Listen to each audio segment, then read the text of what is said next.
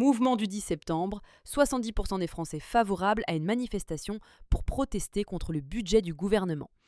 Le budget 2026, présenté en juillet par François Bayrou, continue de faire beaucoup de bruit. Depuis quelques jours, syndicats, associations et partis de gauche multiplient les appels à une mobilisation nationale le 10 septembre pour mettre la France à l'arrêt.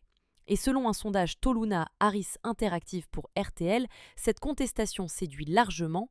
Près de 2 Français sur 3 se disent favorables au mouvement. Concrètement, 70% des sondés soutiennent l'idée de manifester contre le budget, mais lorsqu'on parle de bloquer le pays, l'adhésion descend à 58%, dont 35% tout à fait favorables. Pourquoi une telle colère ? Le plan Bayrou prévoit 43,8 milliards d'euros d'économies. Parmi les mesures envisagées, la suppression de 2 jours fériés, le gel de 3000 postes dans la fonction publique et un plafonnement des aides sociales. Sans surprise, ce sont surtout les sympathisants d'Europe Écologie Les Verts, 80%, de la France Insoumise, 79%, et du Rassemblement National, 77%, qui soutiennent le blocage.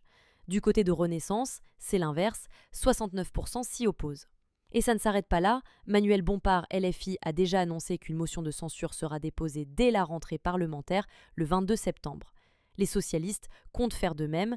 Résultat, 68% des Français seraient favorables à une censure du gouvernement. Certains estiment même que la chute de François Bayrou n'est plus qu'une question de semaines. Emmanuel et Brigitte Macron viennent de s'offrir une villa de rêve et devinez où, le projet du couple présidentiel vient de se concrétiser. Emmanuel et Brigitte Macron se sont offert une nouvelle résidence au Touquet, cette fois avec une vraie vue sur la mer. D'après plusieurs sources, il s'agit d'une maison en briques rouges, plus modeste et surtout plus en retrait que leur précédente demeure, la célèbre villa Monet-Jean. Depuis des mois, la rumeur circulait. En mettant en vente la maison familiale de Brigitte, devenue une attraction touristique depuis l'élection de son mari, le couple cherchait un endroit plus paisible pour profiter de ses séjours dans la station balnéaire du Pas-de-Calais. Leur souhait, rester au Touquet, mais trouver un cadre plus calme et avec vue directe sur la mer. Finalement, ils ont jeté leur dévolu sur une maison située boulevard Jules Pouget, une adresse qui, ironie du sort, se trouve à seulement 300 mètres de l'ancienne, face à l'une des plages les plus fréquentées de la ville. Côté info pratique, le terrain fait environ 290 mètres carrés, dont 111 mètres carrés habitables répartis sur plusieurs niveaux, avec un grenier aménagé et un petit jardin de 86 mètres carrés. Cerise sur le gâteau, un cabanon de 20 mètres carrés à l'arrière, qui ne figure pas officiellement au cadastre. Un permis de construire a d'ailleurs été déposé pour rénover et agrandir la villa. Quant au prix, mystère pour l'instant, mais les ventes récentes dans ce secteur se chiffrent tout en millions. Elle avait 32 ans, 4600 mètres au-dessus du sol, et elle a choisi de ne jamais ouvrir son parachute. L'histoire derrière ce geste va vous glacer.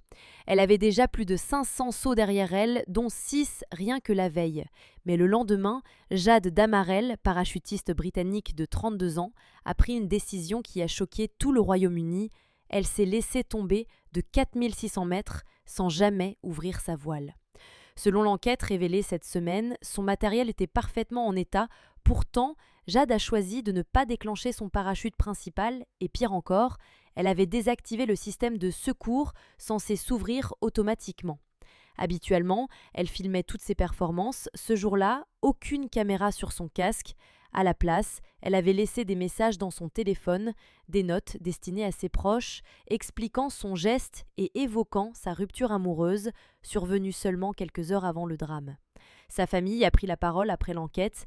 Ils ont décrit une femme brillante, courageuse et pleine de vie et ont insisté pour parler de son histoire sans tabou ni honte afin de briser le silence autour du suicide.